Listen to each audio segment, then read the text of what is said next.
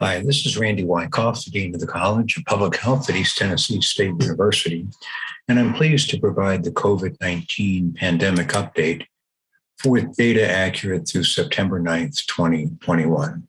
And this week, I'm going to ask a simple question, which is, are there other approaches to controlling the pandemic? This is something that we in the United States, we in Tennessee, might be doing differently. And I'd like to talk about what they're doing in France. In France, if you want to go into a restaurant or museum or any indoor venue, you have to show your vaccination card. You have to show that you've been vaccinated, and they actually check it. Now, if you're not vaccinated and you want to show that you've been tested within the last 72 hours, you can do that. And then once you go inside, you have to wear a mask.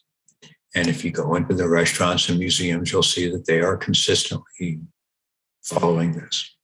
Now, is this a violation of my personal liberties? No, not at all, because it allows me to do something that protects other people and protects myself in the best way possible. So I'm wearing a mask and I'm known to be vaccinated and I'm around people who are in the same boat. And the reason that's important is because the pandemic isn't over. Or if you look at global deaths around the world, you can see we're in the third largest spike that we've had since the pandemic began. And this pattern of up and down doesn't seem to be going away. We see the same thing in deaths in the United States with the third largest spike going on right now.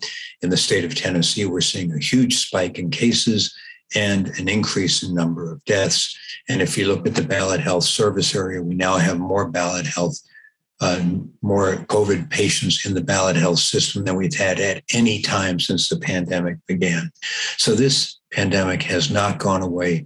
It is time to stop arguing about issues like personal liberty and start talking about what we can do that's in the best interest of all of us. What can we do that helps all of us be healthier and safer and reach an end to this pandemic sooner? So if you know someone who's considering getting the vaccine, tell them the pandemic isn't over.